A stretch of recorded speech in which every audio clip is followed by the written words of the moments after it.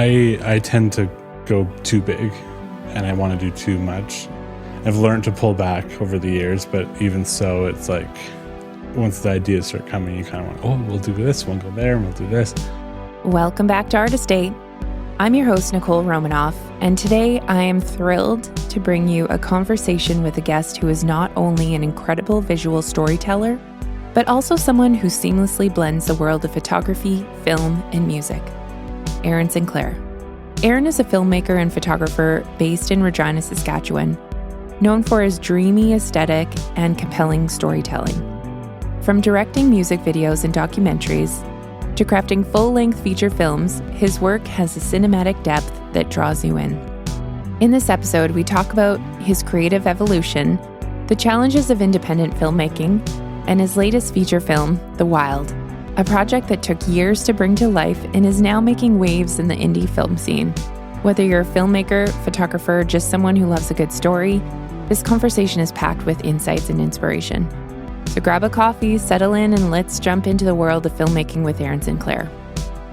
Yeah, you're my first filmmaker on this show. Well, I'm honored to be the first filmmaker. Ooh, well, yeah, this is exciting. You also do photography as well, right? Yes, yeah.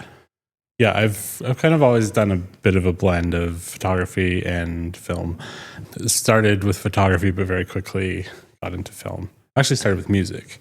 Really? Music was kind of the first thing, my first love. Okay. I was reading in your write-up that you sent me, and you also do compositions for film and television too, or just... Mostly like short films, and like I did my own feature and a lot of my own stuff, but I do scoring for other filmmakers as well. I haven't done anything too major, but it's something that I kind of where I started. So I've always like to tap into that skill set and do this whenever I can. So yeah. I feel like I should properly introduce you or have you introduce yourself. Maybe just share a little bit about you, where you come from, how long you've been doing it. For sure. That sort of thing. My name is Aaron Sinclair. I'm a filmmaker and photographer based in Regina, Saskatchewan. I grew up out by Limerick, Saskatchewan on a farm, and I've moved around a little bit, moved around Canada a little bit, but then kind of settled back in Saskatchewan. And nice. I've been doing film for almost 15 years now. So I've heard that there's I've been corrected once that videography is different from cinematography. Can you explain that to me? Sure. Or is there a difference, or have I been misguided? So the thing that I would say cinematography and just cinema in general is more concerned with the creation of a world within the frame. Okay. So, and that's one of the things, like one of my pet peeves is kind of that idea of like cinematic photography, because to me, the idea of cinema is that it starts here and then time passes and it ends here. Okay. And that's kind of one of the defining qualities to me of what cinematic means. Would you say like it's storytelling, or? It's how light and composition tells the story. Okay. Like if you think about filmmakers that you might consider to be cinematic, you can take like lots of people point to Sicaro, which is a Roger Deakins. He DP'd the film. Very, like dramatic, great lighting. But also Wes Anderson films are considered cinematic, and they're almost the polar opposite. Okay. So it's about the world that you're creating within the frame. That, I see. Brings the audience into that world. Yeah. Okay. So tell me about this music in your life. So what did you learn? What did you grow up playing, and like, how did that kind of like spur your career? Well, for me, my family never had like a camcorder. My dad had an old camera, but I never really got into it. And he also had an old guitar. And eventually some of my friends started to be like, well, we want to start a band. And I was like, well, my dad has a guitar. I could learn how to play. And then I just kind of started playing around with it and more or less taught myself how to play guitar. And had friends that were also doing this, and then eventually would join the band, and then started another band and kept kind of doing that. And then when I graduated school, eventually I went to OIART, which is Ontario Institute of Audio Recording and Technology. Okay. And I went there wanted to be like a music producer, produce bands and stuff like that. Yeah. And kind of pursued that for a while, and, found that musicians were often quite broke and unable to like really do anything. And then I was seeing someone that was going to film school, and so I was kind of helping her study, and kind of got into film through that. And then there was an audio for pictures and a sound design course at my school. Yeah. So kind of like blended the two, and eventually I thought, well, I could tell stories. I think I have stories that I could tell, and a vision to bring them to life. So kind of made the jump towards more visual medium, but still very music driven. Like there's music in my film. The Wild has like some original music, and so they're very connected for me. I often use audio to kind of inspire or get my brain going. Interesting. Sometimes I'll just sit on like Absinthe, which is like a synth program, and just sort of listen to different soundscapes and see what kind of pops up in my mind. Mm-hmm. So that's something that I do often. And yeah, I love good sound. I love good music. In like, to me, music in a scene that kind of like draws you in and like really like emphasizes the emotion. Yeah, really intensifies what's going on. And I do a lot of music videos. So the visuals, putting visuals to music is something that I'm still doing all the time. And I think that it's like being a filmmaker that works with musicians a lot, which is ironic because I just said they never have money, and that's why I wasn't a producer, and now I work with them anyways. But I can kind of speak the language, and I kind of understand, like I've played live shows, and I've worked with musicians to create songs and things like that. So I feel like I kind of know a little bit of their inner world. Yeah. It's fun working with musicians or other creatives too. What are some of the recent music videos that you've done or bands that you've worked with? I'm currently working with Ella Forrest in Regina, and she just won a SAS Music Award for Best Album of the Year. So that's exciting. And we're doing photos and sort of visualizers.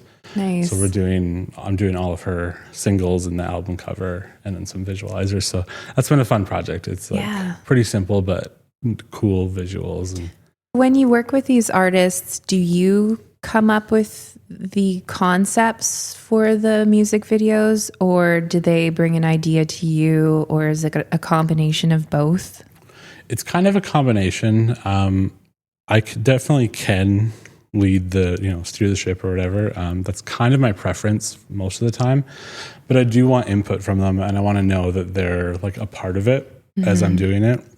There have been times where you sort of like go forward with an idea and you don't know if they're confident in the idea or not. So I definitely try to incorporate their ideas and their themes and things that they're thinking about as much as possible. Right. Because in the end, it is they're the ones that put it out with their name on it, and it represents them as an artist.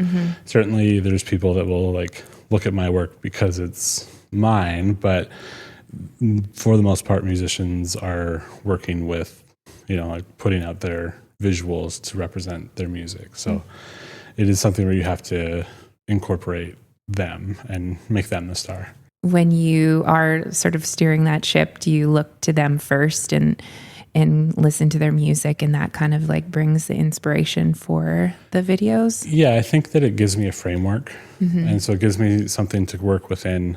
A lot of the times when musicians do have ideas, they have like an image in their head. Maybe it's a whole scene. It's rarely a whole music video. It's rarely 3 minutes of moving film, right? So I always try to incorporate whatever they give me, but they don't give me 3 to 5 minutes of actual film content. I tend to go too big, and I want to do too much. Even I've learned to pull back over the years, but even so, it's like once the ideas start coming, you kind of want, we'll do this, we'll go there, and we'll do this. Usually there's a budget restraint, so usually it's like we can shoot one day in one location or 2 days in a couple of locations.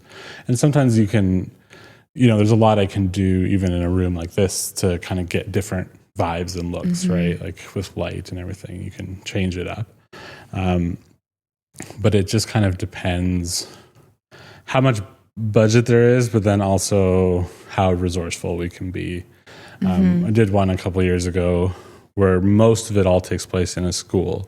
And so then you've got classroom, you've got hallways, you've got a gym, and we were able to kind of use this. And it has this sort of 80s school reference in it. So that's something I like to do with music videos, is kind of reference certain movies a little bit, because it's kind of a nice space to work within, because it will always be its own thing. Yeah. But there is definitely like space to reference other filmmakers and other films. Do you have any films that you feel have very much inspired your work today that come to mind? I always kind of come back to Mulholland Drive by David Lynch, who passed away recently. So R.I.P. David Lynch. But that was a movie that I saw when I was like a teenager. My best friend John and I would go to BG Video World in Assiniboia and pick out a couple movies to watch on the weekend. That was what we called the usual, or like Friday night plans. Just drive into town and pick out some movies. And we usually pick out movies that we had no idea what they were. And so in the course of, I think, one weekend, or at least in a row, we watched 12 Monkeys, Donnie Darko, and Mulholland Drive, which are three very weird, abstract movies. Yeah. And we kind of ended our weekend like, what did we just do? Yeah. But Mulholland Drive really stuck with me. And so that kind of like showed me another world of movies, what was possible. And there's certainly references to that kind of throughout my work.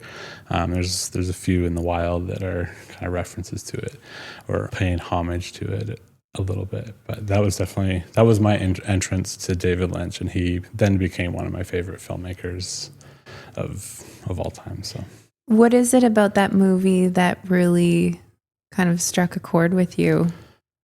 I think that it was so abstract, and it was about how it made you feel more than it was about, recapping the story and what the symbolism meant and all that stuff. It was really about what it made you feel at the end of the movie and what the scenes, the journey that it took you through on this emotional journey. It wasn't about, finding all the meaning in the exact specific things they do, but it was about how it made you feel. Do you find that most of David Lynch's work is like that? Yeah. It's almost like a lot of dream logic in his work. So things don't necessarily make sense, but it's just accepted in the world. And so you kind of have to just accept it as a viewer. And so you have recently completed your first full-length, is it a full-length feature? Yeah. Wow. So is that like, what is considered a full length? Is that like 90 minutes or? I think it depends kind of like what festival you look at. As far as I'm concerned, I feel like it should be at least over an hour to be a full length. Just because that's what a movie feels like. If you watch something that's like 40 minutes, that's kind of like something else, right? Like it's not quite a short, not quite a feature length, but this film is 99 minutes, I think, with all the credits and everything. Tell me about the process of it. Did you write it, like direct it, do the screenplay? I did a lot. I wrote it, I directed, I was kind of the lead producer of the film. I edited, I did the score, and now I'm the one that's kind of pushing it out into the world. That's a lot of hats. But there was, saying all that, there was a lot of people involved in the actual production. I did have a crew of 20, 25 people, and then cast as well. So it wasn't just me during the production, for sure. How long did it take you to write it? I actually wrote it in a week. Wow. It was just kind of one of those things where I'd gone through like some like pretty big life changes, and I was like on my own, and I was just like, you know what? I really want to write this, and I knew there was a grant for micro budget films and first time filmmakers from Creative Sask. And I thought, I'm just going to like find an idea and write it. And I looked back at some of my ideas that I had for shorts, and I had this one idea of, like just a mysterious short where a woman gets dropped off in the middle of nowhere and then like goes wild for 3 days and 3 nights. And then that was kind of the whole short. And then I got thinking about that, and I thought, well, like if somebody went missing for 3 days, then her family would probably go looking for her.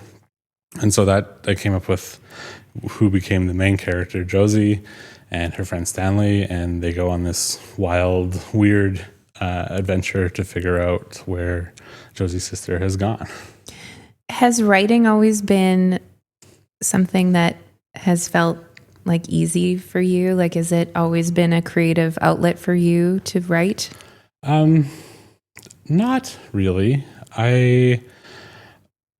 It's not something that I go to as like a default kind of thing. Like photography is something that I reach for kind of naturally in a way, or my guitar is something I reach for naturally. Where like, I just need creative release, so I'm going to go out and take some photos, or I'm going to grab my guitar and play. Writing is not something that I will ever do that with, but I do find generally that the ideas I want to create on film are the ones that I've written because I see them most clearly. I'm most connected to them. I would be happy to work with a writer, and I have on occasion worked with writers in different scenarios, but it would just have to be just right. That creative relationship would have to be just perfect for it to work. Did you find it surprising how quickly the story came together for you? Yeah, I'm happy that it was, because a lot of times I had written a feature before that, and it took a long time. It took like a couple of years because you kind of work on it and then you get busy.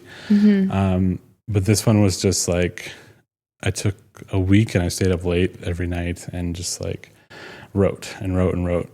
And I was surprised at how fast it was just all coming. And I was just came to you. And then you get this motivation because you're like, well, I've written 50 pages and I have a lot in my head still. That flow state. Yeah, because as long as there's something up here to write, writing is fun. If there's nothing up here to write anymore, then it's not fun anymore. So writing the story is one thing, but then there's also the screenplay, which is like the actors talking the story. Or did you write it so that it was a screenplay?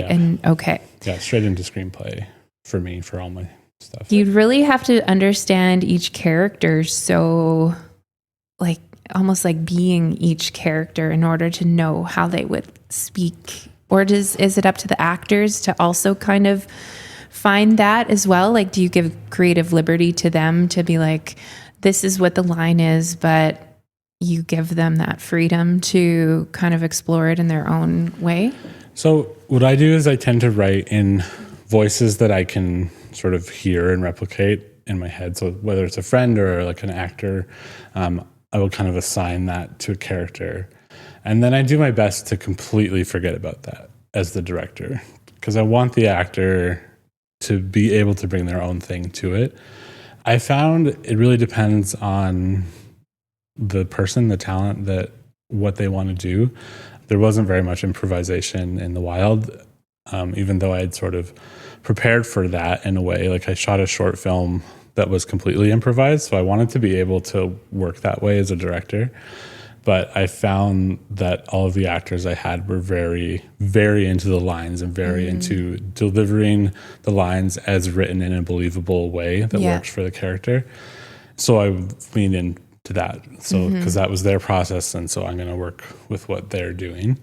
And I think when you have actors who are really doing that and really trying to find every different angle that you can, like, you know, put emphasis on a line or a word that makes it feel authentic, that's kind of a treat as a director anyway. So I really found that the actors kind of just went all in on the lines it's written. So it's amazing. Like the more I guess the older I get, I realize what a skill acting is. Totally. I remember, being a kid and being like, oh, I could do that. Like, no problem. But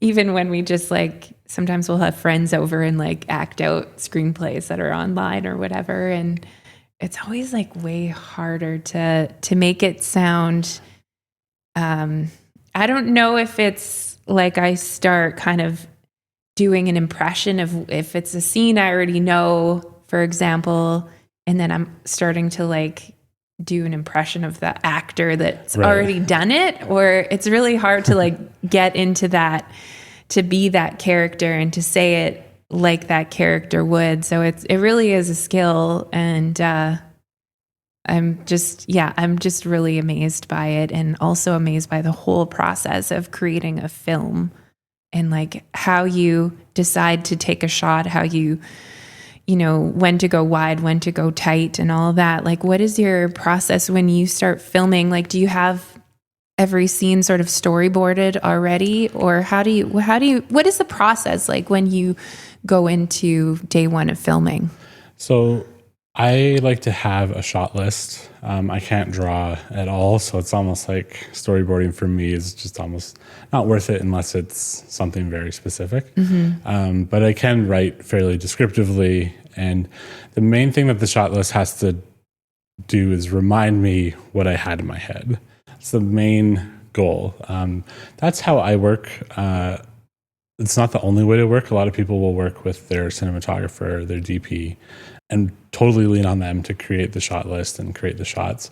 To me, it's kind of a collaborative thing because I've kind of been doing this for a while, and I have this like, you know, like well-rounded indie film mindset where I do kind of know, you know, what different lenses do and what composition I'm going for. So, but certainly it was a collaboration. Jeremy Ratzlaff was my cinematographer, and he did a great job. And we've worked together a few times, and we kind of have like a little bit of a shorthand or a language that we sort of understand. There's one of the things that I noticed was I always like frame my shots about 6 inches lower than Jeremy will first frame a shot. And so the first few days I would be like, oh, can we see that like 6 inches lower? And then it just became like a glance, and he would just, you know, like we didn't have to say it anymore. He would just like bring the camera down about 6 inches from where, and that was just like a natural thing that sort of happens as you work together. What did you shoot your last film with?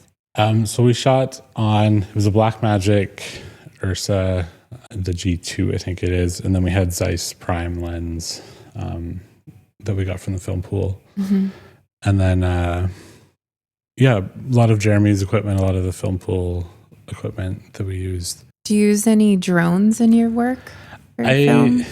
Not really. I have kind of avoided it a little bit. I have like a small Mavic, whatever. The one that's like light enough that you don't have to have the license to use it. Oh, yeah. And I've pretty much mostly just used it out at the farm where I grew up and got some cool shots. My dad loves to see those shots. Yeah. He used to see his land from a different angle. I'm sure. Now that you're done filming, and I'm sure editing was its own process in itself, how long did it take you to edit this film? It was about a year to edit and compose. Jeremy did the color grade on it. I wanted at least somebody else kind of to come on board and do that. And also I had help with the audio mix and the sound design and everything like that. So different set of eyes on it, different set of ears on it, but I got feedback from them as well as I went. That's helpful. Definitely helpful. You can get very kind of lost in the I don't know how you do it. I'm so curious. So in the end, like you have like, I'm assuming like thousands of clips, and then do you choose the takes at that point, or are they all kind of like narrowed down to the right take, and then you like put your story together? So on set you have a script supervisor who tracks each take, and you know, so if when I'm on set, I'm watching like, okay, that was a good one. They just kind of like listen to me and they'll mark it in their like binder. Okay.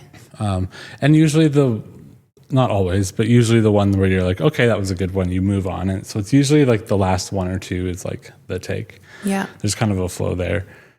So you have a sense of which one's going to be the good take. And for me, I do like remember it just jogs my memory seeing everything again. So I do tend to remember like what happened just by like seeing the progression and everything. Generally, yeah, you kind of have a sense of where the best takes are going to be in the clips. It was such a like tight and fast shooting schedule that we really weren't shooting. Like we were hoping to get the take in 3 takes, you know.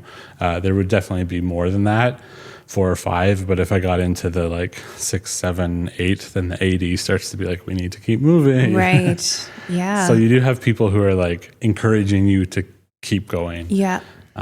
All the time in that scenario. I'm sure. And I'm sure even like just the lighting, you know, can change so much unless you're using like artificial lighting. But if you're using a lot of natural light, you know, that changes so frequently. And so the more takes you do, it's like they can, I'm sure, look drastically, you know, different. We definitely had to like pick shots that were like, okay, this is a golden hour shot. Like you would kind of pick like, we have one chance at per day usually, and usually not always even, because we did a lot of overnights.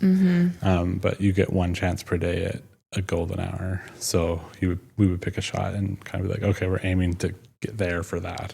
When you're editing, do you ever sit there and you're like, oh, I wish I had like a transition scene or like a filler scene? Do you ever have to do reshoots, or did you have to do reshoots or any sort of filler?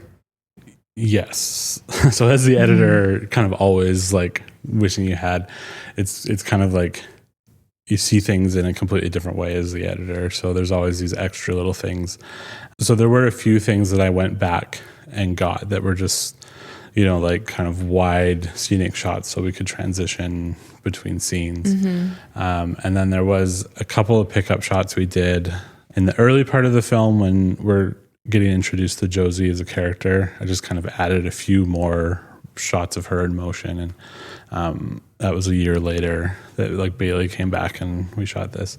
And then we did 1 or 2 pickup shots with Garrett much later in the film, where I just felt like I needed a little bit of like, he starts here and he ends up here, and I just need a little bit of kind of in between connection. Yeah.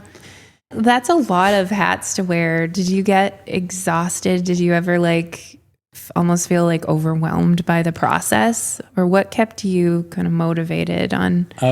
It's kind of like 2 things with that.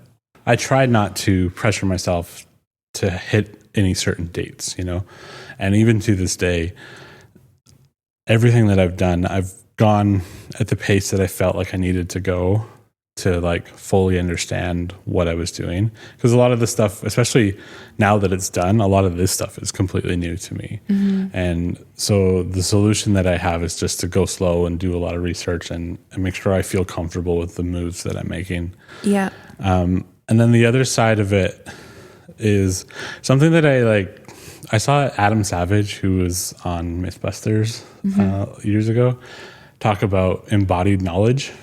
And he's just talking about how when you work on a project and you become so familiar with every aspect of it, that it's like, it's literally something that just sort of like lives and exists within your body. And that's something that I really experienced with The Wild, where it, you know, like I knew the script inside out. Even when I did the little theater run that I did, I could sit in the back of the theater and I could just like mouth all the words to the screen throughout the whole movie if I wanted to. Wow. And then the other side of it was like with the budget, like somebody would come to me, like wardrobe would come to me and be like, hey, we need a package of 5 white t-shirts for this scene. And I would know that like, okay, $25 from that. But, you know, like it was just like, it's just because you just look at it. You just look at it and look at it and look at it. Right. You're living it. You're the living project. Yeah. Yeah. And so it just becomes this sort of thing where it's like, it's kind of just pouring out of you at that point. And so it's not that hard to kind of be confident about it when you know it inside out. So you didn't put pressure on yourself, but you had like this confidence that you knew it was going to lead to something bigger, and that kind of drove you. I think I knew where I'd been, what I'd done. And I was very intentional about the things I did leading up to it, like the creative projects and short films that I did leading up to The Wild, were like, okay, I want to experience directing this kind of film. Like I said, I did a improvised short. That was so I had that experience. The actual short was good. Like, I'm proud of it. But the point was so that I could have that experience. And so I gave myself opportunities to get the experiences that I figured I would need to do a feature. Did you enjoy it? Yeah, I loved it. What was the hardest thing about directing? The hardest thing about directing, and that I keep kind of learning and relearning, is like I talk about, it's almost like the opposite of what I've been saying, but I talk about all these hats that I wore, especially on set. The more hats that you wear, the less directing you actually do. So if you're thinking about the logistics of how we're going to get to the next scene or next location, then you're kind of pushing the actors to direct themselves a little bit. And what I'm realizing more and more is when I'm on set, at least, I should just be there to direct. That would be the ideal scenario. Yeah. So this is almost like a rite of passage for you to kind of get to that next level, right? Like you're proving yourself right now as like an independent filmmaker. And then I'm sure the hope is that people will watch it and see it and have confidence in you, and then probably take you on board just to be the director, or like just to have those more independent roles, right? Yeah. So the idea would be to scale up for the next film. So this was considered a micro budget film. So the next stop on the ladder, I guess, is a low budget film, which is, in film world, low budget is, $2 to $5 million. Oh, okay. Budget.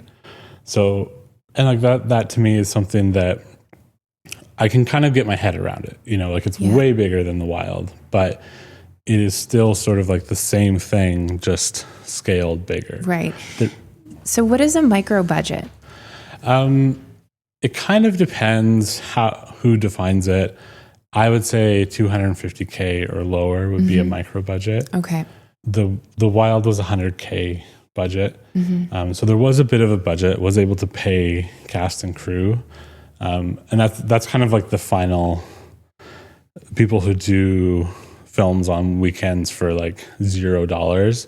That's kind of the difference between like within micro budget is like, are you like paying anyone or are you just giving them like pizza? And I really didn't want to do that. That's just too much, because then you're just asking people to not commit, not show up, not be there when they need to be. If you can at least pay them something, then they'll be happy to be a part of your next step, What's next in the process? So now that it's done, you have to now market it? Yeah. So I'm kind of partway through the marketing process. I've done a little bit of a festival run. I did a DIY theater run around Saskatchewan. So we did 15 screens in 2023 in the fall, all over Saskatchewan. Wow. So it was there was a time where you could kind of go to different theaters all around Saskatchewan and see The Wild. That's cool. Were you nervous when it first played? Yeah, the most nerve-wracking one was in Assiniboia, which is close to where I grew up. Yeah. And so there was this kind of blend of people from Limerick, where that's where my farm is close to, and that's where I went to school. And then people from like church, and like my family still goes to church and everything like that. So there was some things like, it's not a graphic film, but it's not like a church film either. So there was like definitely some anxiety there, showing it to all those people and like seeing people that I haven't seen in 20 years and all that kind of thing. But it was actually a good experience overall. I felt more supported than I kind of expected to. Yeah. And it kind of led me to, I actually shot something smaller out in Limerick last year. So that was kind of inspired by doing the screening and being like, okay, it's not so bad. Like, I felt a little weird, but I survived. Right. Probably gave you more confidence to continue showing it, right? Yeah. Like, I'm sure you got a really good reaction from it? Yeah, it was a good, we did a lot of press, and we had there was a time when just people were kind of coming up to me and talking about the wild, and it was a really cool little experience to do. Tell me about this circuit. How do you have to apply? Do you have to send your film to these film festivals, or how does it work? Yeah, so there's a website called Film Freeway, which has almost every film festival on it. And you apply, you pay a small submission fee, and then they consider your film. And if they accept it, they show it. And it's a tricky route because there's so many festivals now. And you're kind of just waiting to see if you get into anything. And because it was my first feature, I was like, well, I want to give it every opportunity to go big, to get into one of the big five, TIFF, Sundance, the ones that people have heard of who aren't filmmakers. Cannes, is that one of them? Cannes, at Sundance. So that kind of took a year of waiting just to get those rejection letters, basically. Yeah. Because most films don't make it into those festivals. I think I don't remember what the number was, but the amount of entrants that Sundance got, when I got the email, they were like, oh, we got I want to say it was 80,000 submissions or something. And I was like, oh, okay. And are those just for independent films, or are they just all film? For those big ones, they will premiere big films there. Okay. I remember seeing pictures of Steven Spielberg on the TIFF red carpet. And I was like, okay, I mean, if, they had to make room for Steven Spielberg, so that's why they couldn't put the wild. Yeah, exactly. What is the hope? When it is shown at these festivals, who is there? Why are they there? What is the purpose of showing it? So ideally, you're hoping for some kind of industry attention, either distributors or press, or maybe Netflix is there and they're either they want to buy the film or they want to fund your next one. It's kind of a two-sided career move where it's you can either be I've got this, but I could also do this. Right. But this proves that I could do this, right? So is that thinking to Anora, which I've learned was a $6 million budget film, now has won several Oscars, which is pretty cool that those more independent films are reaching those levels for accolades and the like. Was it shown, or would it have been shown at one of those festivals because it was a independent film and then picked up by a distributor and then got kind of shown on the world stage? Is that how it works? Yeah, it probably did well in the festivals first, and then that gives it that sort of extra attention. Okay. Sean Baker, the filmmaker, has also done a number of sort of well-respected indie films like Florida Project as well. So he's kind of known as an indie darling, I guess you could say. Okay. So yeah, it's all of those things kind of combining, and you have to have the resources. You have to be able to when you're quite small, one of the things you come up against is you can't attend every festival you get into. You just can't afford to go to every single festival. So if you can't go to the festival, I've never really had any significant outcome from a festival that I wasn't in attendance at. It's kind of that showing up is what matters. Yeah. Almost more than the actual screening. Interesting. It's the fact that you're there to just meet people. Just kind of schmoozing a bit. Yeah. Yeah. Yeah. How are you with the whole schmoozing? I have gotten better. It's tough, I used right? to hate Putting it, yourself out there. But I've kind of accepted that it's just something I have to do. Yeah. I think it helps to have a little bit of a body of work behind you. I'm I know in Saskatchewan, I go to a Sempia event or something, and most people there have at least heard my name, maybe seen my work, So there's a little bit of awareness. Nice. And now it's just Saskatchewan, and it's a pretty small industry, but it helps. It gives you a little bit of confidence, a little bit of ability to talk about things. Yeah. I think it also helps too, just in my head. I've never done that. But to have like just like one hype person who's like maybe spreading word about you around the party or that sort of thing, getting in people's ear. Yeah. Because it's hard being the one that's like, personally, I find it exhausting talking so positively about a project that I'm working on. I find that for me, like it's exhausting. There's no other word that comes to mind than that. It's like, I just want to create the work and I just want to release it and show people. I don't want to like talk about it. And I'm wondering if it's the same for you. Like if you go to those things and you're like, yeah, I made this like amazing film. Like, do you find that hard or do you find it more natural for you? It's tricky, but I have found ways to kind of pivot into production talk versus like creativity or like, like to be able to talk about what I've done with the film, which was kind of where I've talked about it here. Yeah. It's like, we went to all these screens and like went to festivals. That's something that's easy for people to understand. But if somebody's like, well, what does it mean? I don't want to talk about that. Like, I don't want to give that away. Right. That's for the viewer to decide. To understand. Yeah.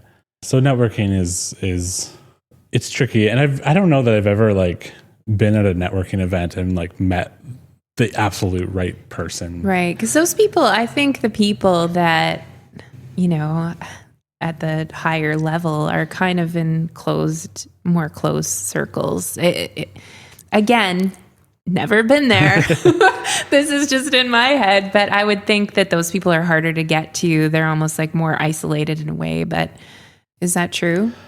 Well, I mean, in the grand scale, for sure. Like, you can't just find the Netflix guy and be like, hey, buy my movie. Or just walk up to like Martin Scorsese at like a... Yeah. And I've never been to anything where there's been that kind of, presence anyways, but... Not yet. Not yet. But I would say that actually... Canada is a pretty accessible place. If you go to the Yorkton Film Festival, there's a lot of industry people there, and you can definitely just go talk to them. That's good. Strike up a conversation with the head of CBC or whatever, things like that. So it is a smaller world than you kind of think when you're on the outside of it, but it's also, like I said, I've never gone to one of those things and been like, oh yeah, I found somebody that's going to give me hundreds of thousands of dollars to do this project. It's never happened that way for me. How many, do you think are there like thousands of like Aaron Sinclairs out there all trying to do it? Is it like how photography, we feel like it's quite flooded right now, or music, for example, everyone's trying to make it big. Is filmmaking the same thing, or is it a little bit smaller of a pool? I think it is a smaller pool, but I think there's still a little bit. Like if you're talking about commercial videography, then it's pretty flooded. It's hard to kind of access that. But one of the things that I kind of think about often is when it comes to like a feature film, even amongst my peers, there's not very many who have done a feature film. So once you start kind of getting down the stretch a little bit, you become a little bit more rare in that sense, where it's like, okay, there's not very many people who have written and directed a feature film. I know a few, but even the accomplished filmmakers that I know haven't done a feature yet. A lot of them. When is the release date for it? Well, it's actually out currently. It is out. Okay. So what I decided to do, because I was doing it DIY, was to do a very kind of soft launch sort of release. I didn't want all the pressure of like having everything perfect right away, because I was doing this release that's kind of new in a way, where I'm releasing it on my own website where people can go and watch it. You pay $10 and you can watch the film, but then there's also a ton of other content. So you get access to like director's commentary and interviews, and then a bunch of my short films. And then I also did like a micro course on how to do a DIY theater run. Wow. So it's like a lot of content, right? That is a lot for $10? Yeah. Oh my gosh. So I'm hoping that like people will kind of like see that there's extra value there, because I know it is a strange ask. like, hey, watch my movie. And it's like, it's not on Netflix or Prime or whatever. So there's this extra hurdle to get over. Yeah. So I wanted to, because I'm hosting the website and I designed it, I wanted it to be people that I could kind of, friends and family and people in the industry that I know that if something goes wrong, they'll just like send me a message and be like, hey, I noticed this happened when I tried to sign up. Right. Yeah. So I'm kind of in that first soft launch phase right now, but I'm going to go regionally next. Yeah. Start to get press and, do podcasts. And it's a long process. Absolutely. Right? Yeah. Like, when did you start writing this movie? 2019. Holy SHIT. That's 6 years ago now. And so in some ways, it's just begun too, right? Like, it's being birthed out into the world. And so it's, this is kind of where you're it's like growing, right? Yeah. Yeah.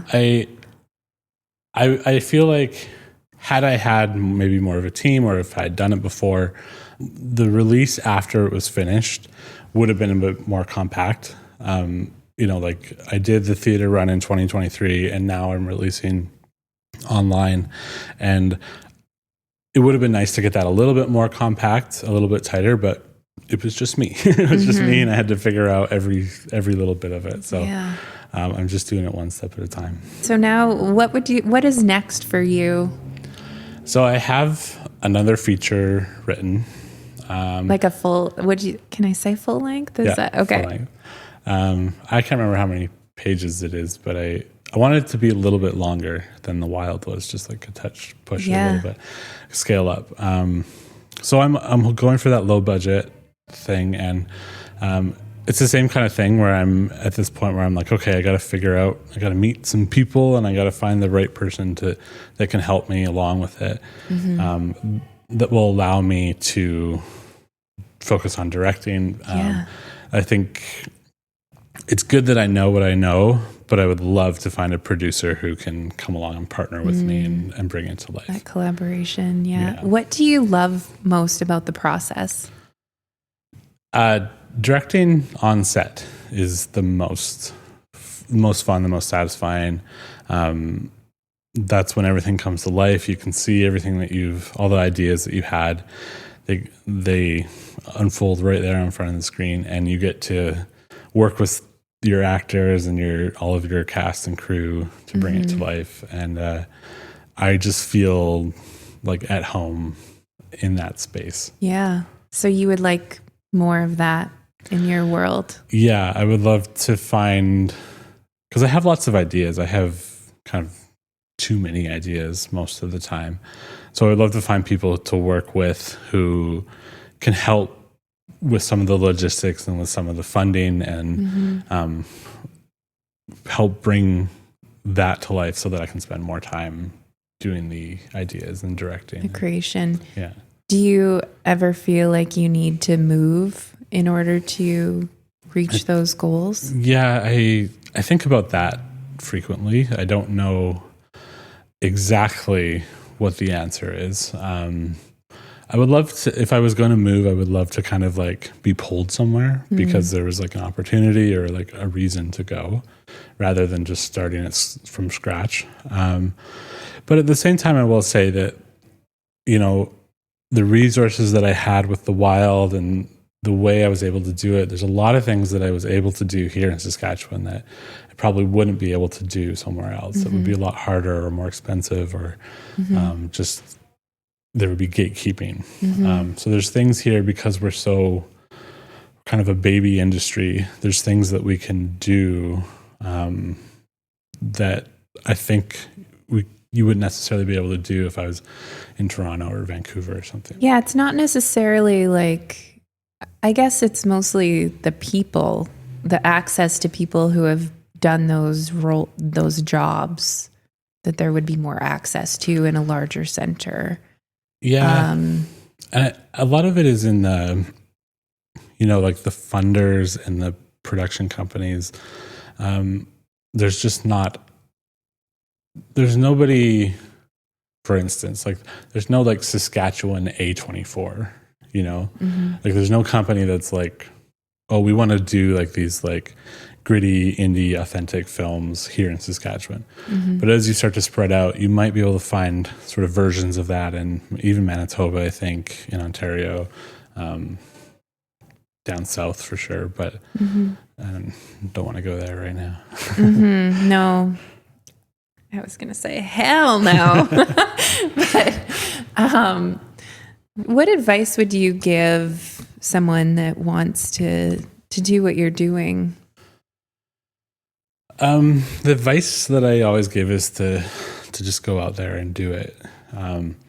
Start making things as soon as possible, because you have to be bad at it first. And I mean, there are people who like kind of transition from photography to filmmaking in a, and they have a head start for sure. Yeah.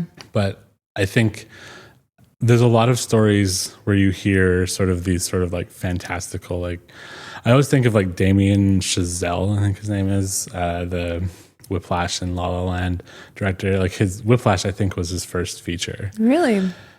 Yeah. And so like if that's your standard for what's going to be your first thing, you're probably never going to make anything because you're not him. You can grow up in LA, you don't, all those things.